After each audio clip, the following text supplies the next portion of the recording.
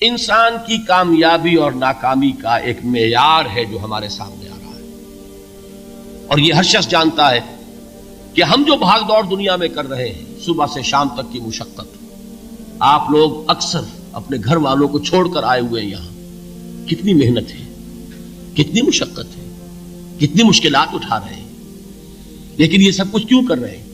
کامیابی کے حصول کے لیے۔ البتہ کامیابی کے معیارات ہیں، ہمارے ذہنوں میں جو معیارات بیٹھے ہوئے ہیں وہ کیا ہے؟ کامیابی پیسے سے ہے، کامیابی جائیداد سے ہے، کامیابی کاروبار سے ہے، کامیابی شہرت سے ہے، کامیابی اقتدار سے ہے۔ یہ معیارات ہیں۔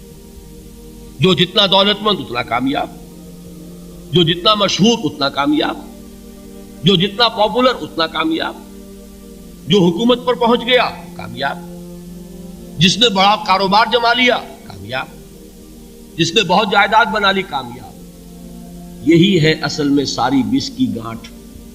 جو تصور کامیابی کا ہوگا اسی کے مطابق آپ کی بھاگ دوڑ ہوگی، اسی کے لیے جد و جہد ہوگی، اسی کے لیے توانائیاں صرف ہوں گی، اسی کے لیے دن رات کی مشقت ہوگی۔ یہ ہے اصل شے جس کی یہاں نفی ہو رہی ہے۔ کامیابی دولت سے نہیں، کامیابی شہرت سے نہیں، کامیابی اقتدار اور طاقت اور حکومت سے نہیں، بلکہ کامیابی ہے ایمان سے، عمل صالح سے، تواصی بالحق سے، تواصی بالصبر سے۔ آپ غور کیجئے اس نقطہ نظر کا، اس ایٹیچیوڈ کا، یہ جو مینٹل ایٹیچیوڈ ہے، اس کا بدل جانا ہی انسانی شخصیت کے اندر انقلاب برپا کرے گا۔ اب آپ کا نتیجہ کیا نکلا؟ اگر تو دولت سے کامیابی ہوتی تو قارون بہت کامیاب تھا، اگر حکومت سے کامیابی ہوتی تو فرعون اور نمرود بہت کامیاب تھے۔ کامیابی ان سے نہیں ہے۔ کامیابی انسان دولت میں قارون کی دولت تک پہنچ جائے اور دنیا میں دبدبہ اور اقتدار اور سلطنت اور حکومت کے اعتبار سے وہ نمرود اور فرعون کا مقام حاصل کر لے، وہ ناکام ہے، خائب ہے، خاسر ہے، برباد ہے۔ اور ابو ذر غفاری کامیاب ہے، چاہے ان کے پاس کچھ نہیں تھا، جھونپڑی تک نہیں تھی، کوئی گھر نہیں تھا۔ حضور نے فرمایا ہے اللہ کے کچھ بندے ایسے ہوتے ہیں جو کسی محفل میں جانا چاہیں تو انہیں اجازت نہ ملے، جو کہیں اگر رشتہ کرنا چاہیں کوئی ان سے رشتہ کرنے کو تیار نہ، کہیں کوئی سفارش کرنا چاہے تو ان کی کوئی بات ہی نہ سنے۔ لیکن اللہ کے ہاں ان کا وہ مقام ہے کہ اگر بھولے سے بھی کسی بات پر قسم کھا بیٹھتے ہیں تو اللہ ان کی قسم کی لاج رکھتا ہے۔ یہ ہے فرق، یہ جان لیجیے اچھی طرح۔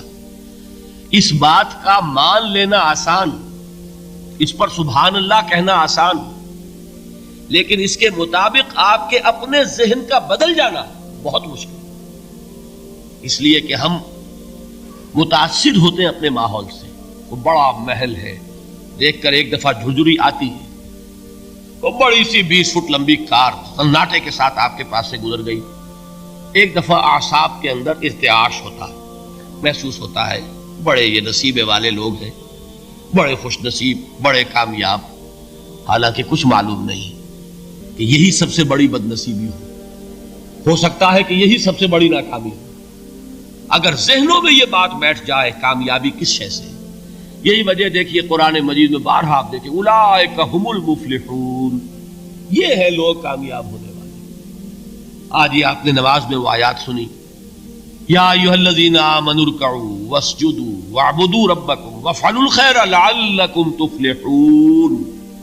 اے ایمان والو، رکوع کرو، سجدہ کرو، اپنے رب کی پرستش اور بندگی کرو اور اچھے کام کرو تاکہ تم کامیاب ہو جاؤ۔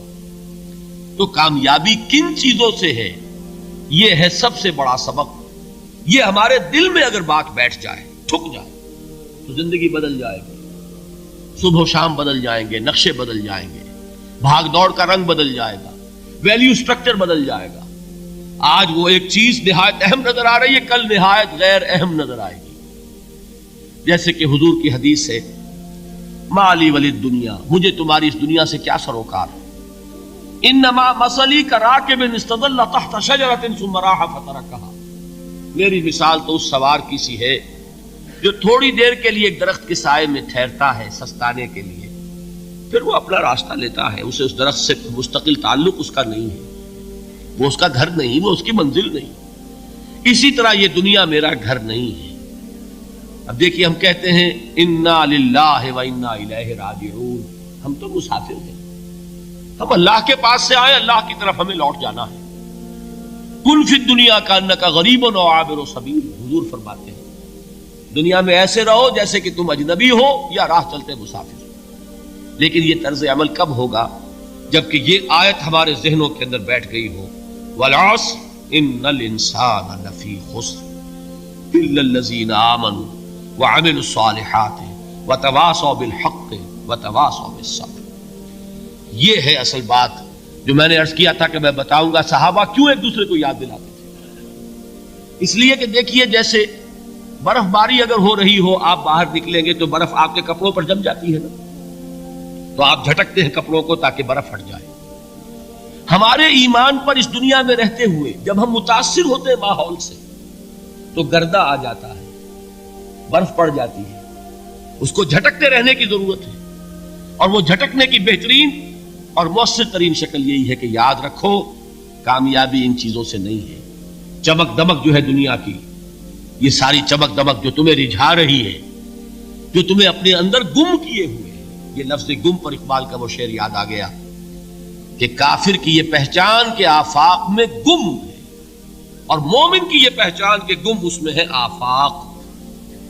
تم گم نہ ہو کر رہ جاؤ، اس میں مبہوت نہ ہو کر رہ جاؤ، مرعوب نہ ہو کر رہ جاؤ، دنیا ہی کی محبت تمہارے اوپر ڈیرے نہ ڈال دے، تمہارے دلوں کے اوپر مسلط نہ ہو جائے۔